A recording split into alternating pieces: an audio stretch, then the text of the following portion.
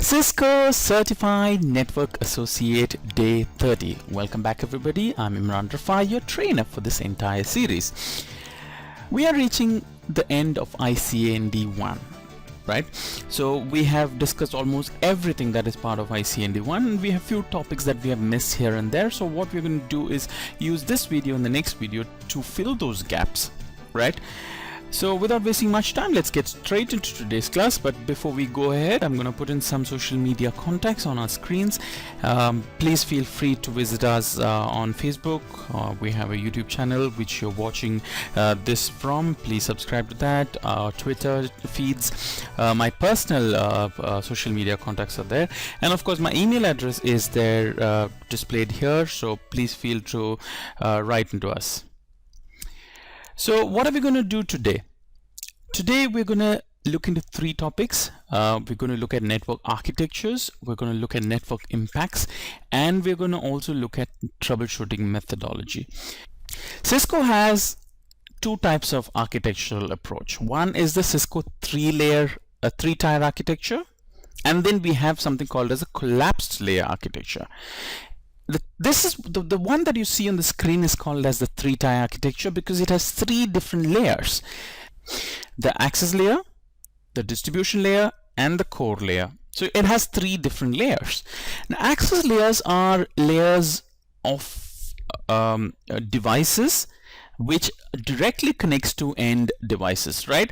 So all these end devices that you have in your office, they all connect to the access layer switch. Now typically access layer switches are not very expensive switch. They're reasonably low powered switches, and all the devices, your switches, your computers, your laptops, your IP phones, all of them connect to these switches. Now these switches are not interconnected. So if you, let's say you have hundreds, like in each building will have maybe hundreds of switches, because every floor might have about 10 devices. You know, if you have too many computers on each floors, right, too many sockets on each floors. Now it's not only about computers. You might have meeting rooms with ports, right? These ports are all, you know, even if there are no computers connected, there are ports. These ports would all lead to your wiring closet, where you'll have a switch, and all the wires would be actually connected to those switches, right?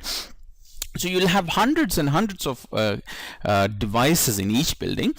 Now typically these access layer switches will not be connected to each other, because if you start connecting each of those devices to another device or another switch, you would have a huge mess, and it is going to be a wiring hell, right? So what typically what would be done is we would have another layer called the distribution layer, and we'll have a slightly more high powered device which could also do layer 3. So it will be like in access layer, these switches are a layer 2 switch. It cannot do layer 3. Distribution layer also will not do layer 3, but they're high powered devices, right? If access layer switches want to connect to another access layer switch, that will always go through the distribution layer and then come back to the access layer and communicate. That's how it would be done. Distribution layer, typically it's also called as the building distribution layer, because if, let's say, your campus has more than one building, each of those buildings will have one distribution layer, where all the access layer switches of that building would be wired to that distribution layer switch.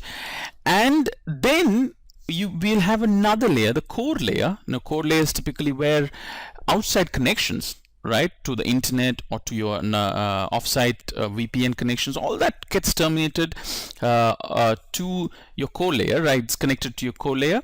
So core layer is your link to outside world, to layer 3 routing world, right? And distribution layer, like I said, if you have many buildings, each of those buildings will have one distribution layer, and then all those distribution layer devices would be connected to the core layer switch. Now core layer switches would be connected to each other, right, like you see here. So typically the core layer switches would be connected to each other. We would connect an ether channel. Now, what is ether channel? We will not discuss ether channel. We will be discussing more about ether channel in ICND 2. But just to give a brief introduction to ether channel is where you will have multiple cables. Let's say in this case, let's assume there are two cables of 10 gigabit Ethernets, right? You have 10G links. Ether channel is where you combine these two 10G links to logically look like one 20G link, right? So you're going to use these speeds of both these links and combine them and have a 20G link between these two devices, right? So if you see none of the other layers, access layer or distribution layer, you do not have interconnection between devices, but core layer will be connected to each other, right? Now, why do we need a three-tiered approach? Now, typically three-tiered approach is there for easy troubleshooting. Now, you have troubleshooting one, and it's the traffic is logically separated, right? Access layer, if you want devices in each network to communicate, it will communicate here. It will not go beyond. But if you want it to go from different flows, then the traffic would flow to a distribution layer switch and then come out and then go back to an access layer switch and then go to those devices.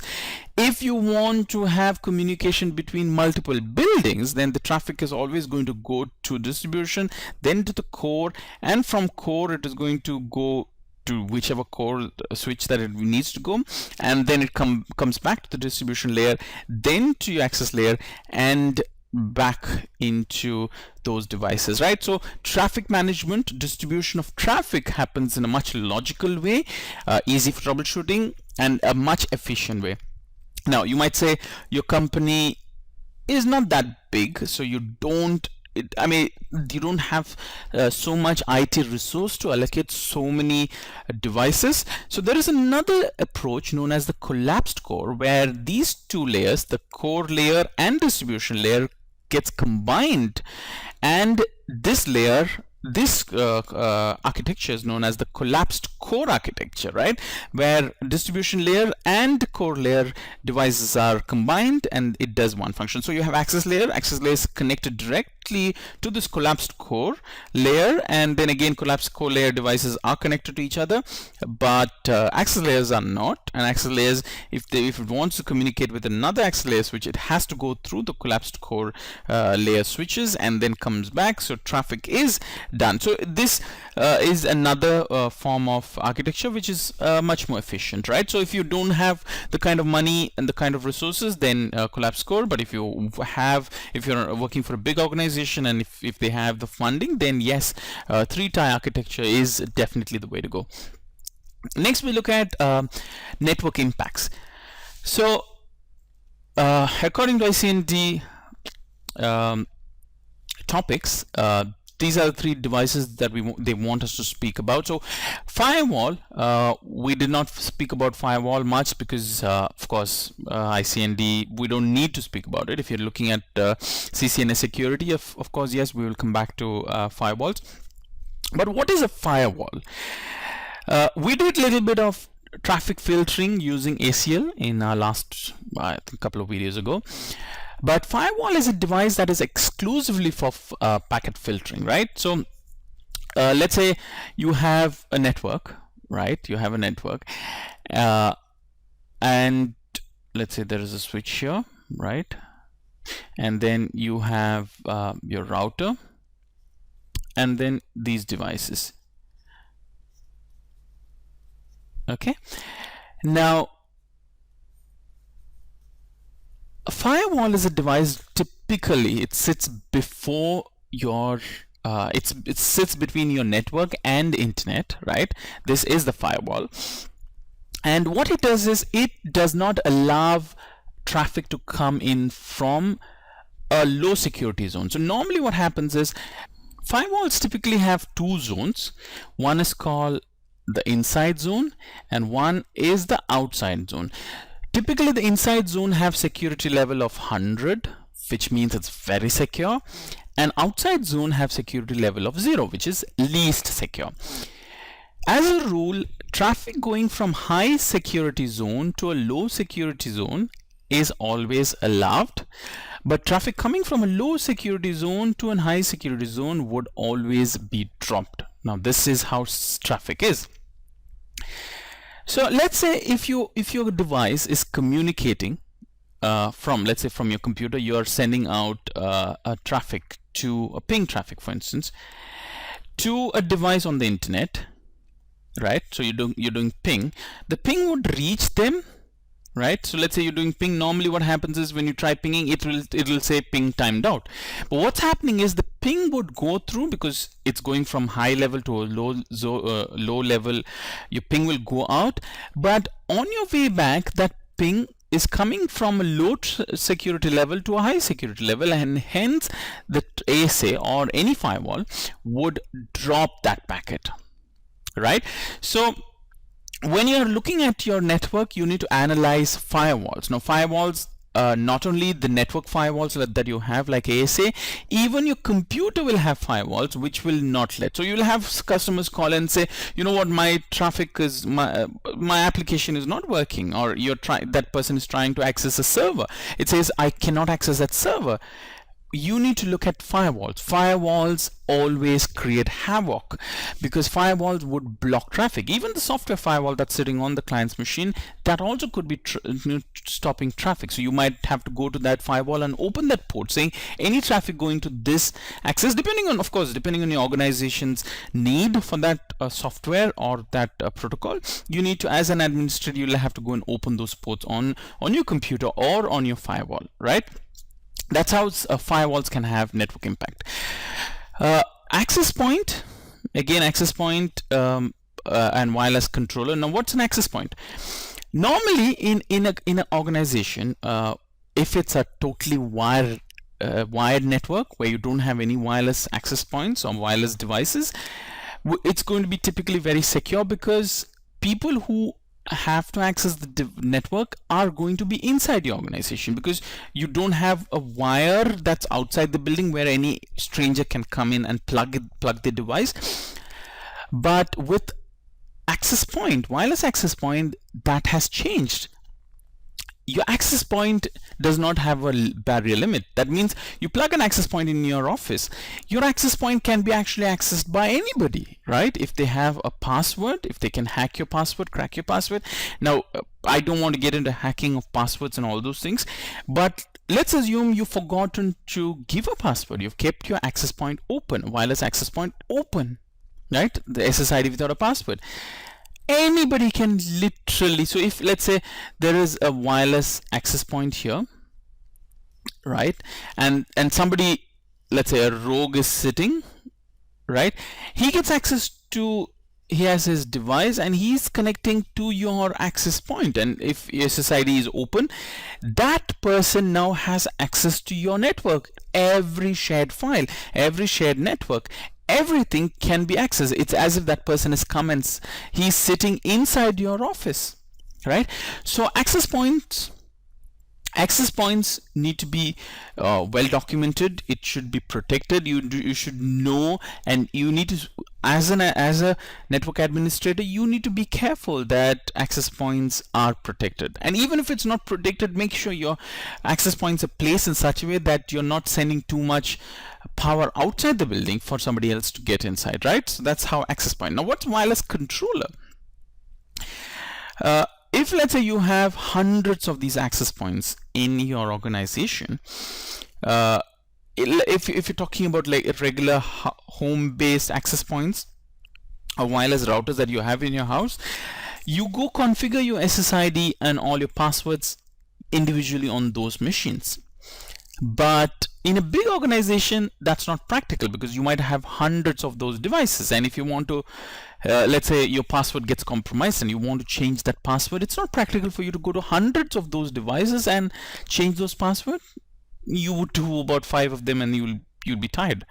So what typically high-end access points and wireless controllers, access points, they run on wireless controllers, where you'll have a central wireless controller, right?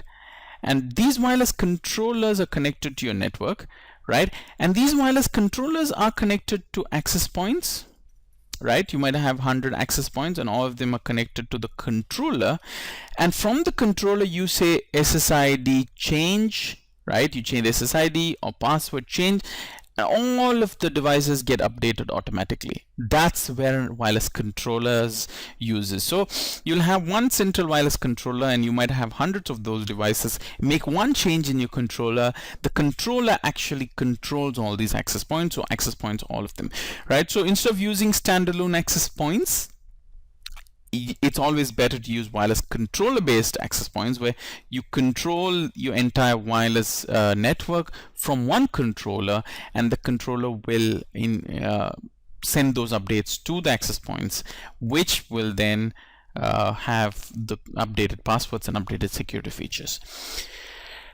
Troubleshooting methodology. Now, if you worked in IT, backend, right, call centers, you would have people who call in and say, my computer's internet doesn't work. Now when you finally get to them, you realize it was definitely not a problem with the internet, it was a problem with the software or any other thing. So when you're in networking now, this is what it is. You have to have a troubleshooting methodology, because you will keep getting calls from somebody who would say something, but then you cannot accept it, right? Like for instance, most of the time in IT, you will have people who would call in and describe their problem in such a way as if the whole world is stopped, but then it could be a very, very trivial problem, right? So we need to have a troubleshooting methodology, and this is I think a methodology that is used by a lot of people, right? So as a thing, you need to first define the problem. So let's say somebody calls and says my computer is not working. You need to, that's what their assumption is. That's a problem from the perspective of the customer, but you need to gather facts. Now you need to ask them question, why is it not working? Is the power on? Right? If the power is on, is your monitor on? Maybe the computer is on, maybe just the computer, maybe the monitor is off, right? I'm just giving, I know CCNA, we're talking about network more than anything, but here I'm talking about this troubleshooting methodology could be used for anything in life. So somebody's telling, my wireless is not working, or somebody says I cannot access a certain network. So as a network engineer, you need to gather facts. You need to gather facts and see what is going wrong. Is it going wrong? Or if, let's say, for instance, they say they cannot access the internet, is it at a particular time, or they cannot access it anytime? It could be a problem where some other device is interfering, right? So you need to identify, you need to get the facts. Also, you could ask them to check with their neighbor's computer, right? Or rather, the person who's sitting next to them. Just look at their computer. Ask them, is their computer working, or is their internet working? So try to gather as many facts as possible, because that is going to be very critical. If you're not gathering enough information, like I said, if the customer calls you and tells that the computer is not working, and you're assuming that the computer is faulty, that's wrong. You cannot assume anything. Maybe the switch is not on. They've forgotten to plug the computer on, or put the power on. So gather ask them questions as much as you want, and try to get the entire fact, right? Everything that's associated with that problem. And then knowing, because you know more than those users, you know what could go wrong, right? So consider all the possibilities. What could have gone wrong? What can be done? Then create action plans. You'll have plan A, plan B, plan C, right? This is what happens if you do plan A. This will happen if you do plan B. This is what happens if you do plan C. So try to implement your plans. Let's say, for instance, you have plan A. Like somebody said, there's a problem with internet network, and you realize it could be a problem with a cable. You go to your wiring closets and you swap those cables. Now again, you might have more than one solutions. Don't do all the solutions and try to get try to fix the issue, because then you will not know what is the root cause. And as long as you don't know what the root cause is, it's going to be a big problem, because you could have a similar problem after a few days and you will not know what the root cause is. So implement one solution at a time and see if you have results. So implement the first solution, observe result. If it resolved, Brilliant, document that. If it did not resolve, then you need to go back to define the problem again, or maybe to gather facts again, and again create an action plan and implement, right? So every time you implement, you need, once your problem is solved, you need to create a document of what you did. You create logs, right? For instance, I mean, you create a change document. So you everything that you did, all the steps that you did, document it, right?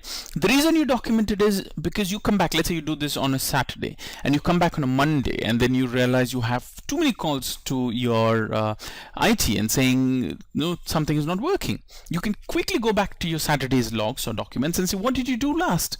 And you find that you made some changes, and you can assume that maybe the problem was because of that. So you try to analyze that, and you put that in your gathering facts, and you say, this is what I did on a Saturday, and this is, it comes in your facts gathering stage, right? Even another reason why you should document everything is maybe you're not there in office, you come back on Monday. The person who did on a Saturday, they documented whatever changes. You come back on a Monday, you can go back to their changes, what they've done, and then you can identify what the problem could be, right? So always have a documentation again. And then, of course, possibilities. When you're looking at solutions, you need to also look at your business goals. Like I mean, maybe a customer calls in and says, they cannot access a music sharing site, right? Now you need to look as an IT, you need to look at that. Does that need of the customer, they might say that's very important to them, but is it a business requirement, right? So you need to look at all those aspects, and different organizations have different business goals. You need to look at the business goal of your organization and try to align your problems and solutions according to your business goals, and try to make sure your business does not have any impact. If you think your problem that is there currently, if that's going to have a large business objective, I mean, if business disruption, you need to make sure that you need to escalate this. You need to keep your higher up managers in the loop. So all that decision you need to do, you need to decide if you should engage higher ups depending on the impact of the problem, right? So this is basically a troubleshooting methodology. Use this methodology to have a process of your resolution, right? So that's all we want to discuss today. Like I said, we are reaching the end of ICND1, and we are going through the topics of ICND1 and picking topics that we have not discussed and try to discuss, so that you have we will have touched all the topics on ICND1. Next video also we'll be going back and seeing what we have not covered, and we will cover. So I think by day 32 we should be done with ICND1, and you all could, if whoever is interested, write ICND1, can go ahead and write the ICND test, right? So thank you for joining us today. Stay tuned, we'll be back very, very soon.